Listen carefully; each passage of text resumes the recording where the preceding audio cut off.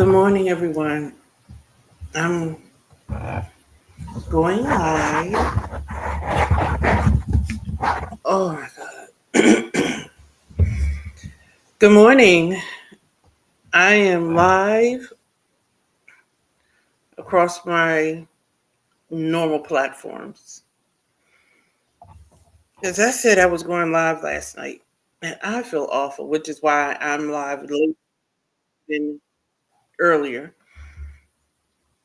than I normally am. So my energy level is fluctuating. You can't hear me. Interesting.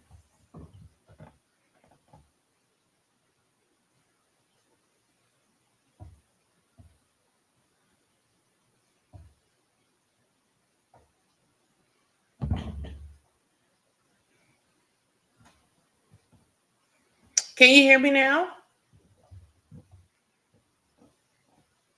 What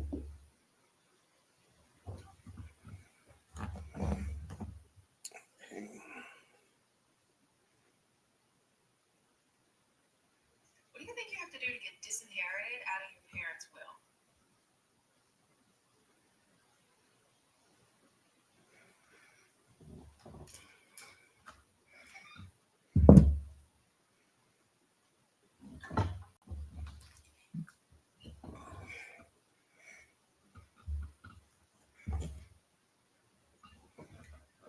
Okay.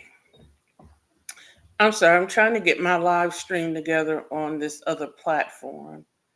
And anyway, I said in my group that I was going live today. And what I wanted to talk about was the Republican National Convention. I'm not going to stay on too long, but I wanted to talk about the Republican National Convention and what it looks like for the business owner.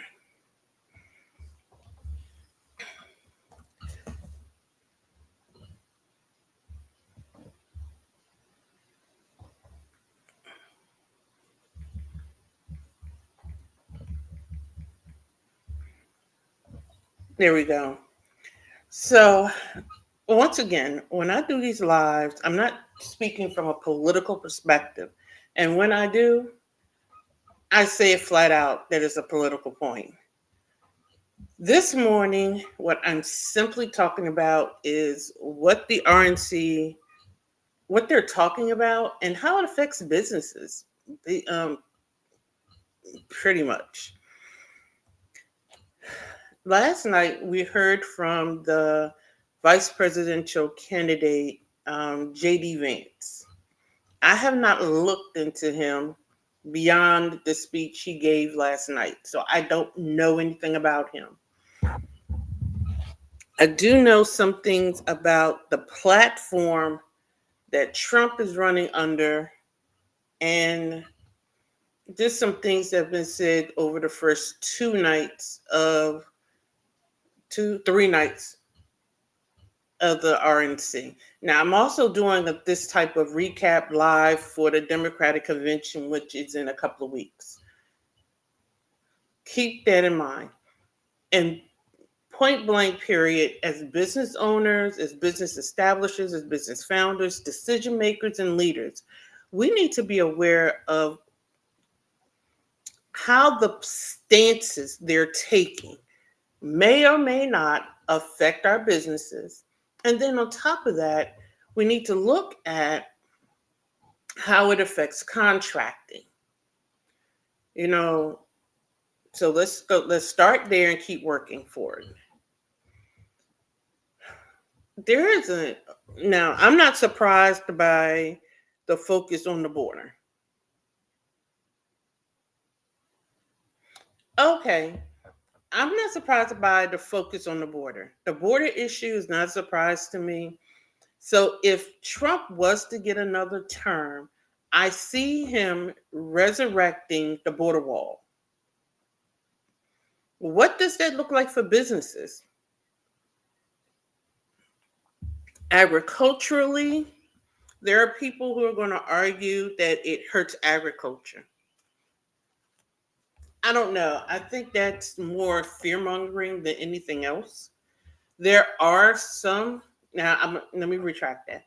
There are some farmers who say they see the difference because, the immigrants come over, they work, they go back, they're used to working for lower wages, etc. I can see that being a difference. I can see that making a difference come harvest time. Because quite frankly, my grandparents were farmers. So paying somebody 20, $30 an hour isn't it's isn't feasible to pick crops. It's not feasible. So when they make the statement that Americans won't do this job, there's some truth to that statement. We have to keep in mind that there are elements of truth in every statement everybody is making. Nobody is telling an out. Very rarely is anybody telling an outright lie. They're just there's elements of truth in it. To some extent, they're exaggerating. Um, excuse me. I need to eat because I need to eat.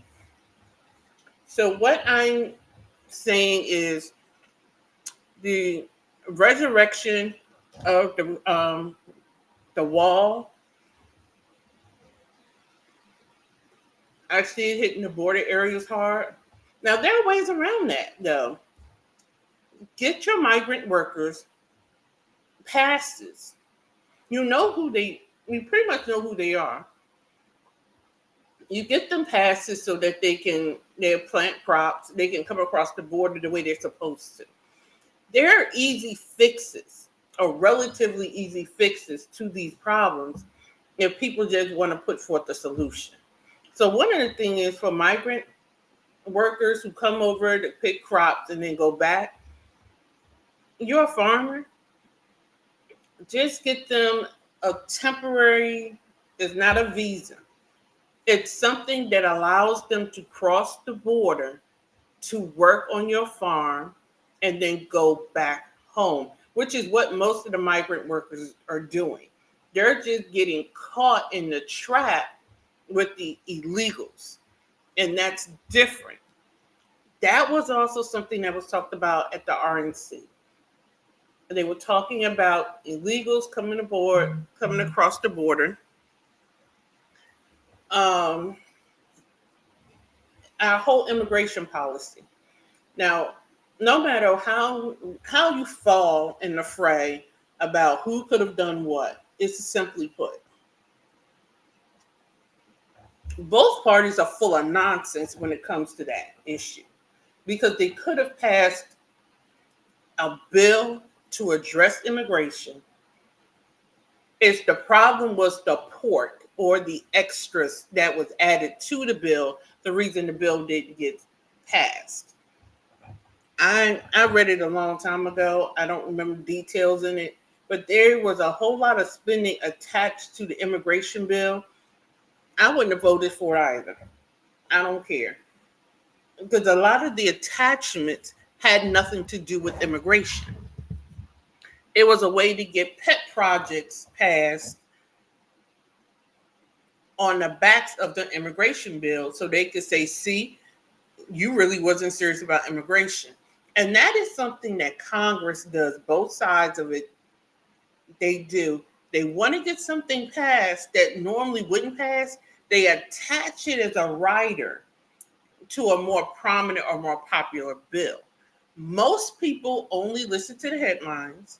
Most people only pay attention to what new political pundits say.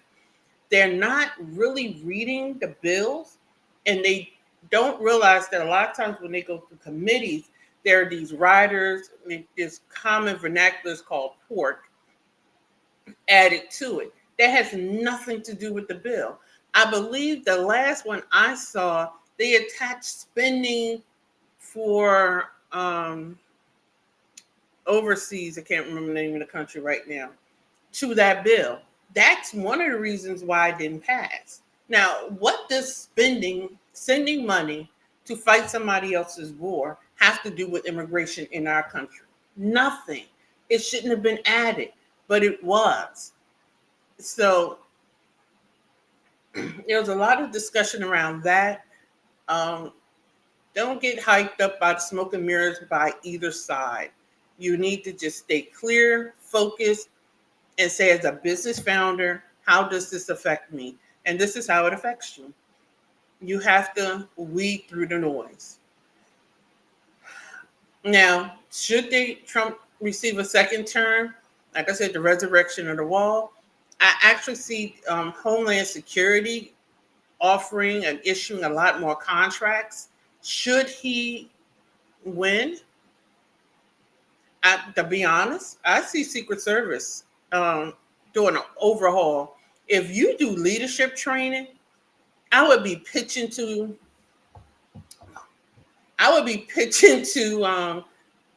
Secret Service right now. Because let me tell you, they need leadership training.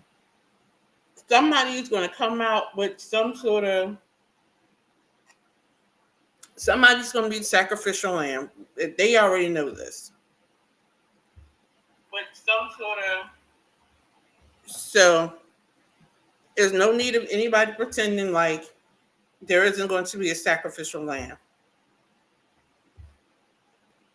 With that said, what they're going to do is come up with some way that they're retraining, restructuring, reorganizing their like analysis of some sort.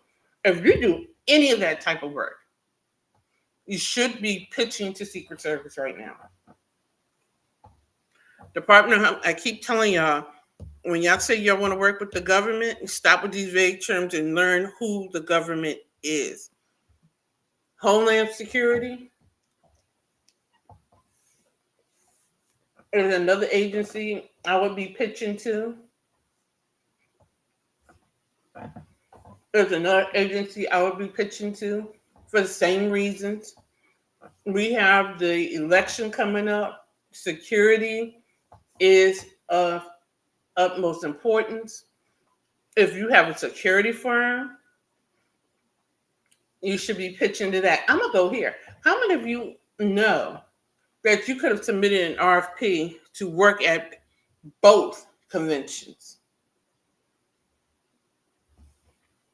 Sound techs, videographers, they were all RFPs. In fact, it's not too late to submit for the DNC because, like I said, that's a couple of weeks away.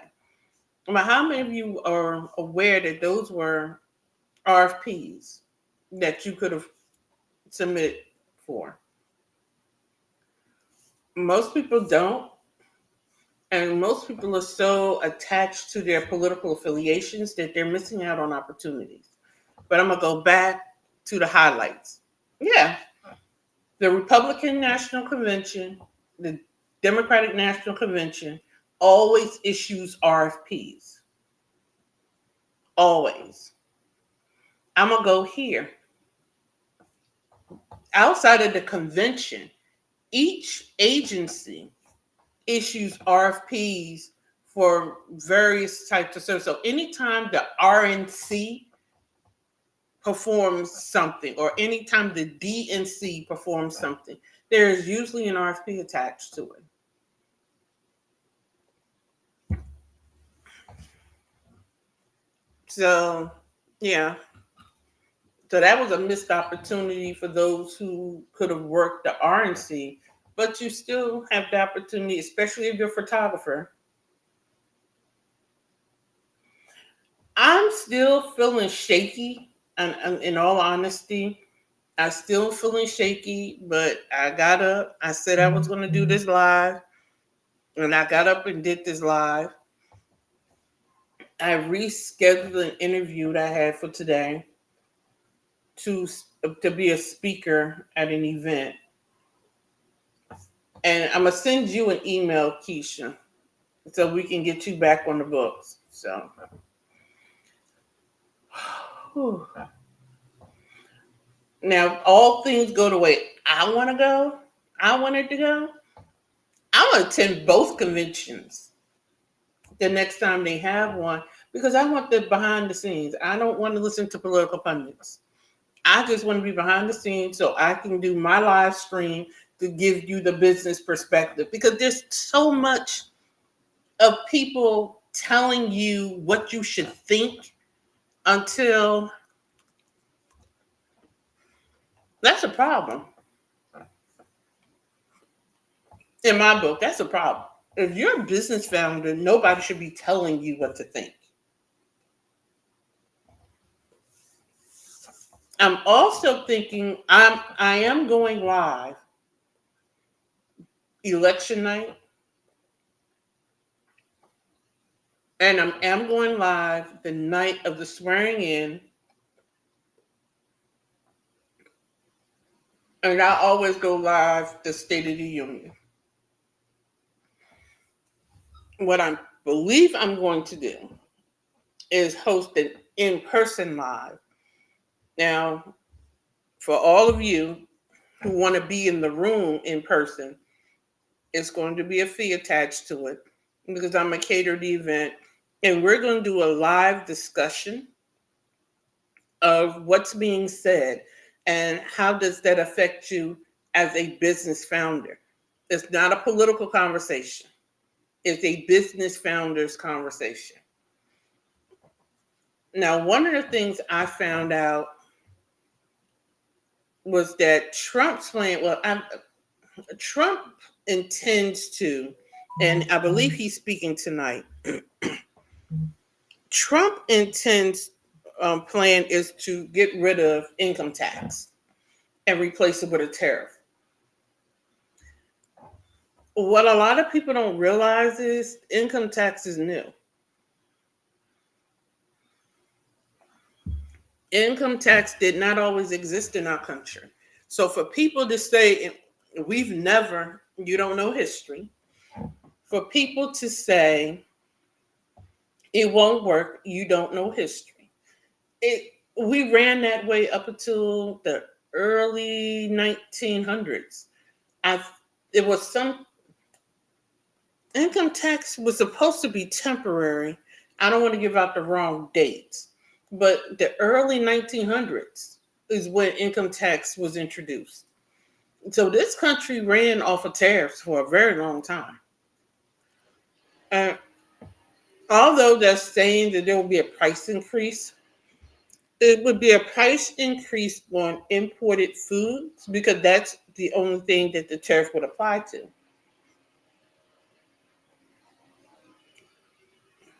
Now, there are two states that I know of that don't have this on the state level who don't have an income tax, and that's Delaware and Texas.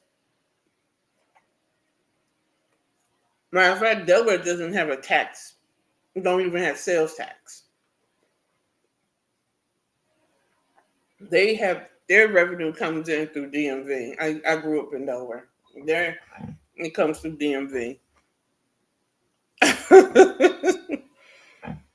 But it's possible. Now, will it pass? I don't know.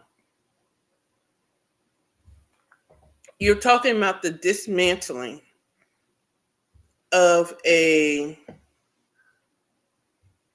government agency, which is the IRS. Well, you know what? The IRS wouldn't dismantle, it would just reorganize because businesses would still have to file. That would be interesting to see how that works out. Now that I'm thinking this out, if presidential hopeful Trump's plan passes and they do away with income tax, the IRS doesn't go away, it just changes.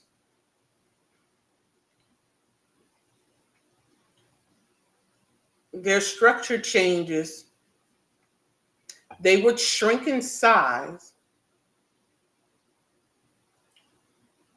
So that would be interesting to see how that would work out. but that is one of his campaign platforms. I know a lot of people are talking about Project 2025 or whatever it's called, and that wasn't mentioned at the RNC at all that I heard.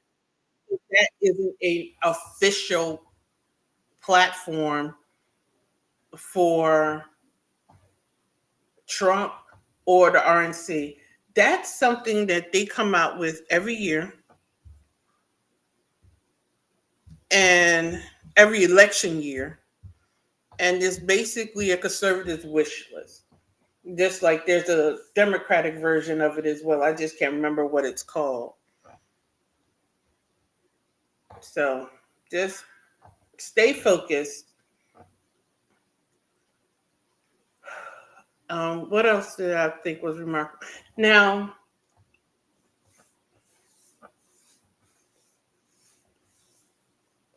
this push for Buy America.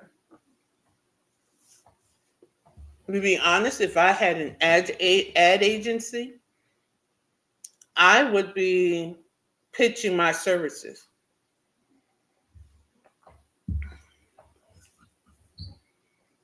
If he hits another term, he's talking about going back to the Buy American plan,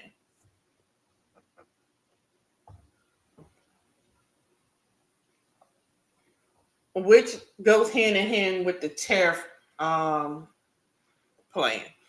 Because if you put a tariff on imports, typically, if I remember correctly, what he's talking about, if it's a product that's also made here in America, it would get a higher tariff. So if I was an ad agency or of some sort, I would be pitching my services on how to promote the plan. Because right now, people don't understand it. They don't understand how it will impact them other than price increases. And the tariff system may be good in conjunction with Buy America. So if you piece the two together and just run a plan to market it, to explain it, then I believe business owners would get involved, would jump on the bandwagon. I know American farmers would jump on the bandwagon. It would help a lot. It would help out a great deal because a lot of people just don't understand the plan. Another thing that, and keep that in mind, he's talking about going back to energy, American harvested energy. Hold on, guys.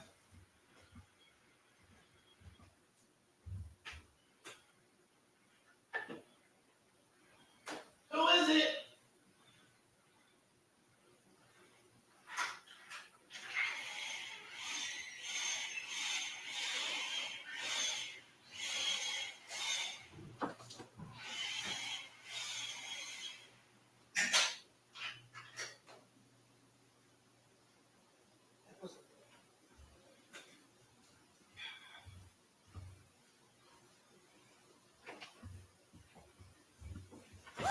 Excuse me, everybody. Somebody impromptu knocked on my door.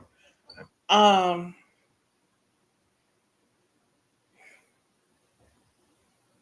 and I lost my thought. Buy American. That's what I was talking about. So the Buy American plan would, I think the Buy American plan is something that would be easy to sell in this country, especially with farmers hurting the way that they're hurting. Um,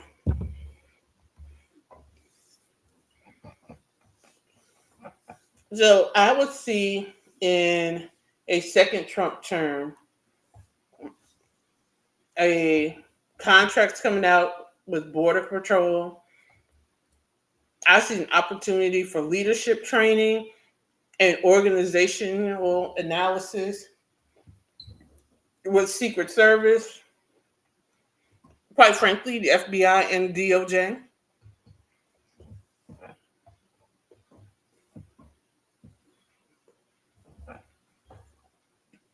I see those agencies, if he got a second term,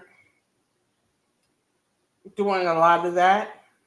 A lot of restructuring, a lot of reorganization.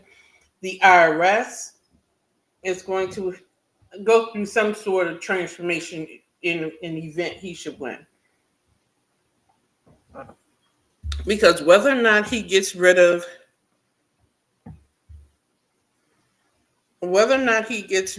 the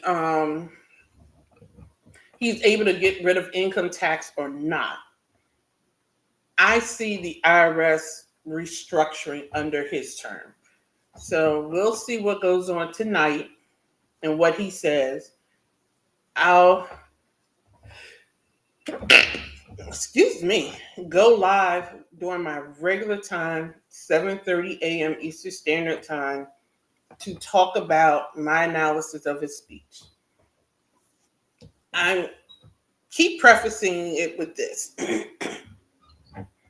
No matter how you lean politically, you need to understand where all of these people are coming from and how it affects you, because they influence policy. And policy always influences what happens to your business. If you wish for your business to make an impact on your community, you need to stay aware, and that includes your local elections. There are local elections going on beyond the presidential election. You need to pay attention to that as well. Understand where the spending priorities are. I'm attending a meeting. Thank God there was a virtual option tomorrow night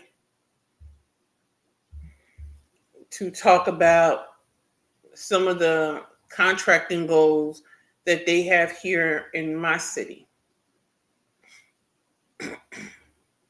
So there's a lot of things that we as business founders and decision makers need to be aware of. And with that, I'm going to close out for today. My live isn't going to be long. And I'll see you tomorrow morning at 7:30 a.m. Eastern Standard Time. Your girl may be in her pajamas, but I'll be up on this stream bringing you an analysis of what I felt was important from the RNC from a business perspective. I'm Luciana Turner, the host of Contracting Chatter, and I'll see you tomorrow.